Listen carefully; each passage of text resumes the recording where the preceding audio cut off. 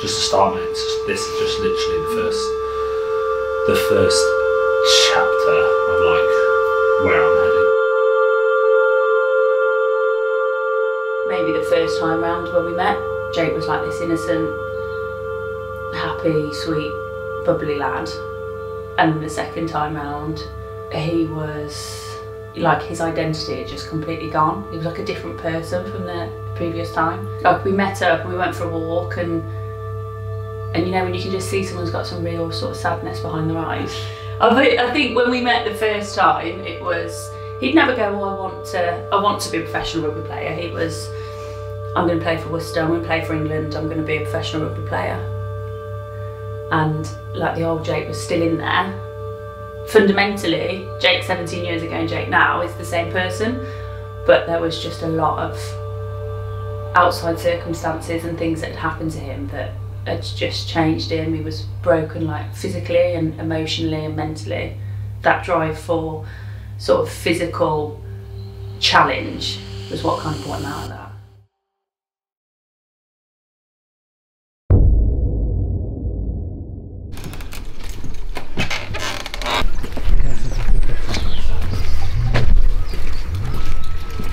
Call him Binny. What's on Binny?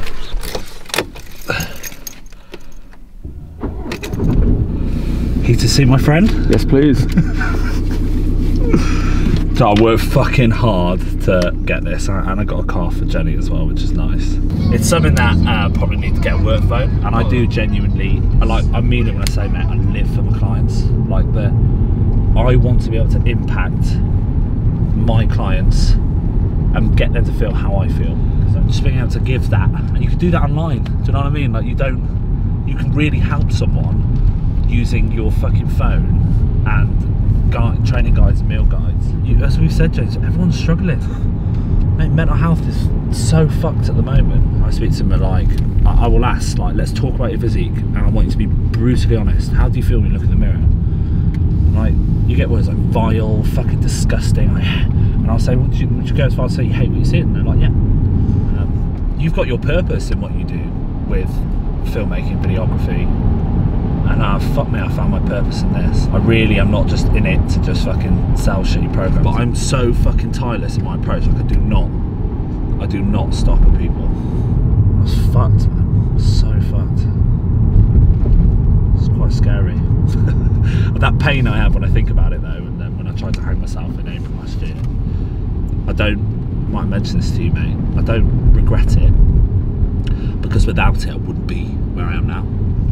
With everything that's happened before and everything that's happened now though, you would regret it more if you would have went through with it, 100%. Oh mate, yeah, man. And that's the only way you can think about it. If I'd stayed where I was in my life, in that position I was, I'd be fucking dead. Yeah. Like that trying to hang myself on my belt was the start of this. That would have got more serious. Like, that was more of a cry for help for my own sanity, and I was like, it was kind of forcing myself.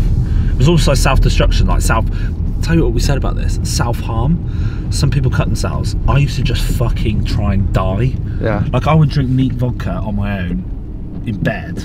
It's in, how do I say that, heated seat bar? It's so good. I'm so excited to get them on my new car. Oh, I can't wait. The new thing in bodybuilding is just you eat this. What about these? I've heard these are good as well. Like, the newest bodybuilding thing is 2 of these a day. What kind of fish are we looking at? Cod, mate. Cod's a goer.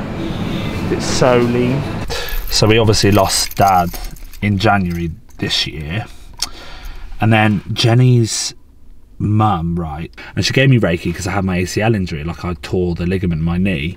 She was giving me some Reiki and like holistic therapy, and she went, oh, there's a girl in the room, a little girl. And I was like, oh, so she's making daisy chains. So my sister Rebecca, when she died at 7, she had a brain tumour, she used to make daisy chains, and that summer we've got pictures and videos of her making daisy chains. So she was there and she said, oh, there's another man here. And I was like, oh, he's got a bike helmet. And my Uncle Neil died, like, he had a bike, he wasn't in a bike at the time, but he was coming down to see Rebecca, my sister, when he was like in the middle of the night, he was driving down from up north, and he fell asleep at the wheel. My mum and my dad lost their daughter at 7 years old, their firstborn. And then lost Uncle Neil, was my dad's best friend and brother, and then obviously we lost Dad in January. So Jenny's mum bought me this little daisy chain, like, so I just thought it was really nice. I just keep that on me all the time. And then he rang me the day that his dad got diagnosed with cancer, FaceTimed me, and he just said, oh, I just need to talk to you about something. And then that's when he said his dad's cancer was terminal, and we just sort of, we both just cried on FaceTime, just looking at each other crying. And that was when I kind of thought, shit, he's going to go downhill now.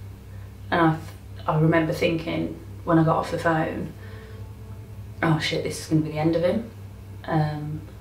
But he turned it into a positive, and every day went up the Malvern Hills. And then he focused on Ride for Rodney. So he was like, right, I'm going to do a charity event, I'm going to ride. And then that was it. It was training every single day, like 2-3 hours on that bike, that bloody bike. It was so loud. And that was his focus then. I'm just glad that he had something to focus on and something to get there, because it could have all gone really wrong. I think when you're on the edge of wanting to end your life and then you hear about your dad, it could have gone backwards. But I'm just so glad that he did have that fight in there and that strength in there to actually use that negative news and that heartbreaking news to push him on and focus on something better. There's fucking people here. Like, I feel my dad's presence with me every single day, to the point I can talk to him. Like, I feel him with me on this journey. Do you ever talk to him? All the time. All the time. Especially if I'm having a bit of a tough day, like I can hear him going, come on son. You got this, come on lad. Oh, there we go. Oh, look at her, she's got all the stuff out ready to make some fish. Isn't she cute? It's the smallest things. Every morning he brings me a cup of coffee in bed, which I know is the smallest thing. And then I'll come down. I remember when we first got together, I came down for work and he put like my lunch out, made me a drink. I had a pot of flowers on the side and he picked one and put it down with like a note, just a little romantic note saying like, have a good day. And he'd gone off to the gym. And it was just the small things like that, where it was a bloody national pandemic and lockdown. Like, it was a tough time, but because he'd found a purpose and he'd found a reason, and I'm going to do this and I'm going to strive for this. And he started to then believe in himself after not believing in himself for a long time and looking in the mirror and hating himself. I think as soon as he found that focus and started to believe in himself, he's then, you can take on anything then, can't you? You take on the world.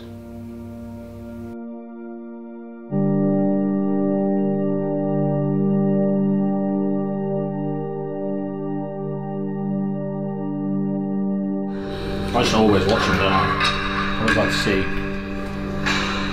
I don't want to do that. what he's doing. I just like to watch his girlfriend.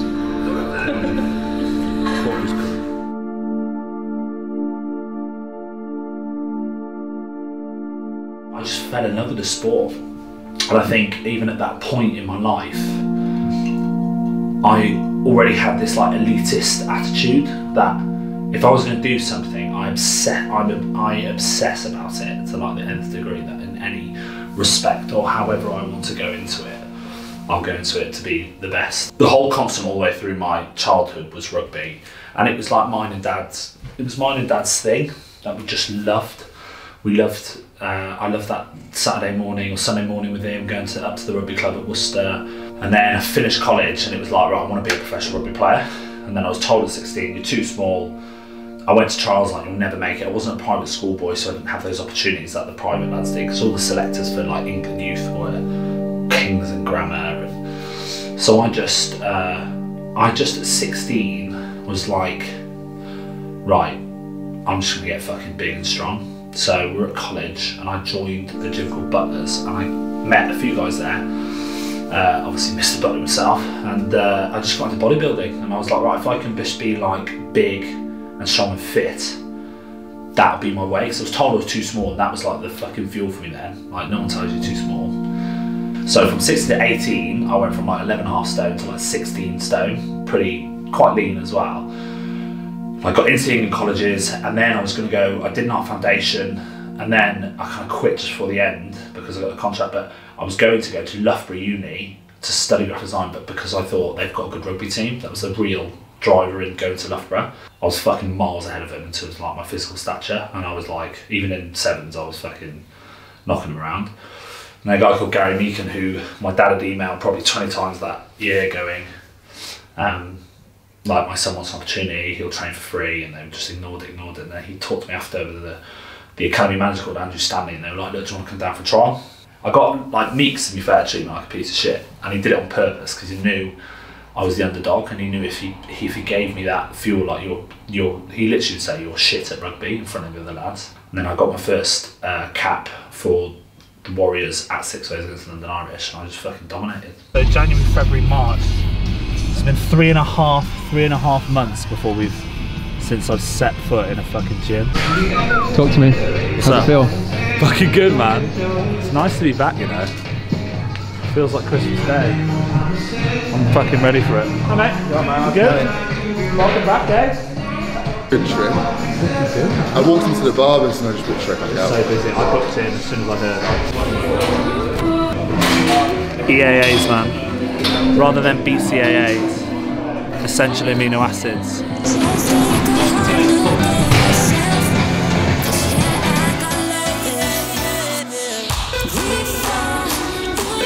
So what did you just lift there? So that's a mid-incline Smith. 166. Improved a lot. Not been a Smith machine in a long time.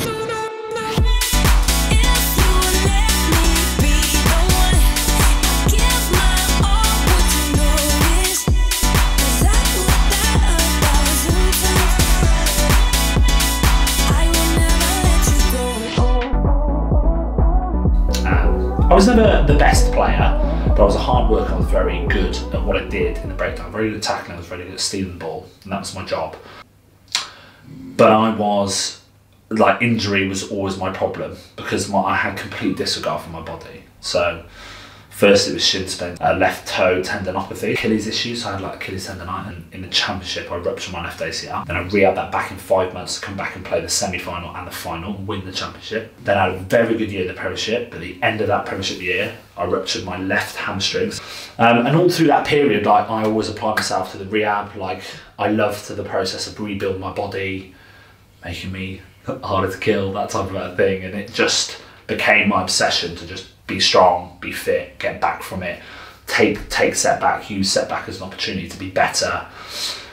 You've hit your ceiling of talent, there's people better than you. Like, I was arguably first choice, and he was like, you'll be 5th choice next year. And he even used that to bully me into going, like, you can go elsewhere, but no one's going to fucking pay money for you, mate, because you're injured. So it was like, sign this contract, and he essentially had then, told other clubs had found out, so everyone started me offering me like 30k. And I had like a house and a car, and at the time I was getting married, and I was like, the fuck? So I just was like, no, this is my life, and I'm not having you bully me. And then an argument happened between me and him and I, the DOR, Director of Rugby, and I then spoke to the owner, and I told Cecil, who, I mean, God, I've known Cecil since I was fucking like 15, 16, personally, and he was the founder. He'd really put the money in to make Worcester Warriors professional. And he was like, why are you leaving the club? I was like, I don't want to leave the club. So it was so far against human resources and bullying for a boy that just loved that club. And that's really where my mental health journey probably began. Like, I'd never suffered. Began then to suffer.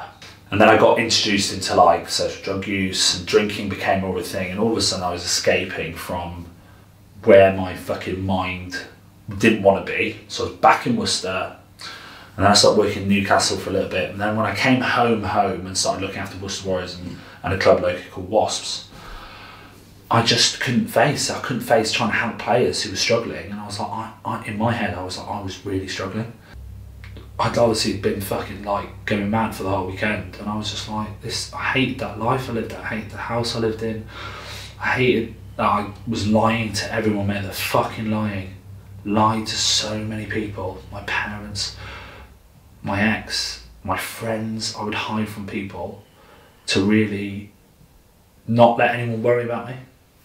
And I just took a bout.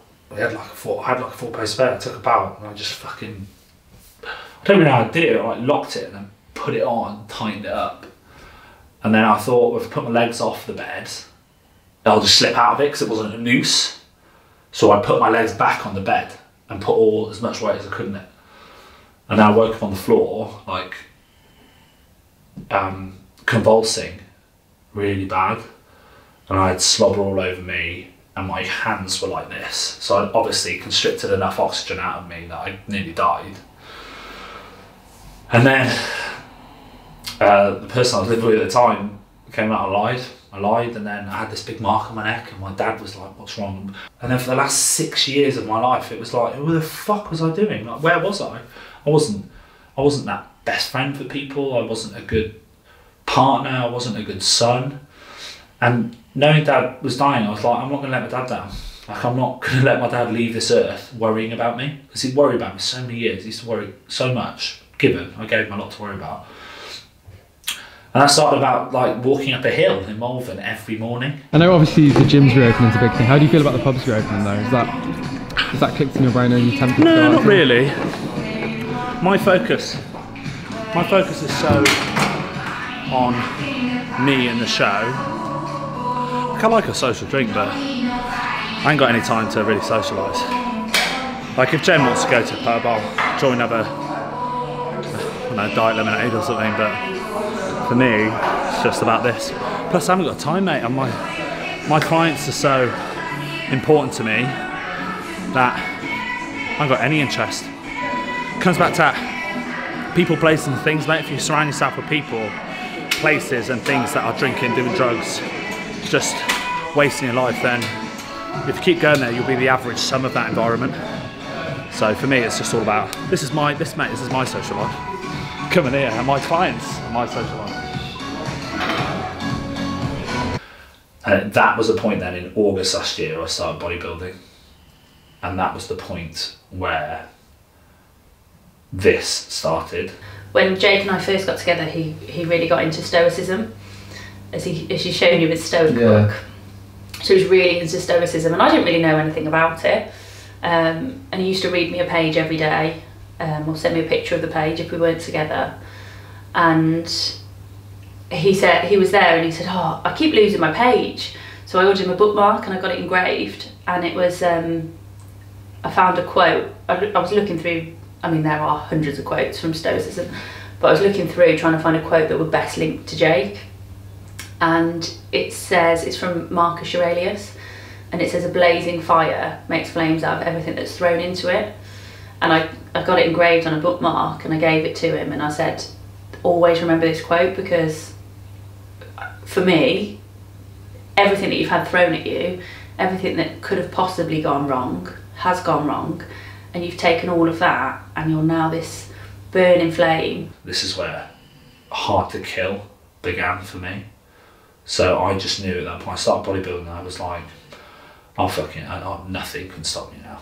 Like if I want anything in my life again, I'll do it because of where I've been, because of my experience, and because I wanted to like make my dad proud. I didn't want my dad to leave this earth, mate, going worrying about his son, or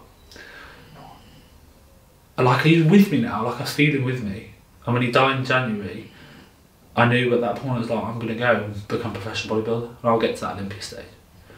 Because I've got genetics, and I've got fucking desire, and you have not seen desire like this before. Never, ever, ever. I don't think, in my mind, and that people might argue that, but in my mind, that is desire in me. You've never seen anything like this. And when I then began training a lot, putting it online, friends were like, can you help me? And people resonated with, he's been through a fucking lot, and I've been through a lot. And that's a powerful vehicle to going, I can help you, because training and nutrition, my obsession with walking up the hill, and my obsession with training and eating right, and going outside of your reason choice or anything outside of your brain, You can't control your physical body. Your physical body go, no one takes that freedom from you. And within that freedom, it's like, I choose what to put in my body, and I choose how to train that body and keep healthy. And that's where JA Physique began building its momentum. And that's taken me to where I am today, where I am now chosen in January to take bodybuilding up seriously. And we've spoken, you have to use supplementation, and I discussed that with my family, and I discussed that with Jenny, and I made sure everyone's okay, and I'm very safe, and it's blood work, and I've never been happier. When he's on that Olympia stage, we'll I'm sure you'll be there as well. We'll look up and go, bloody hell, he did it. He bloody said he would.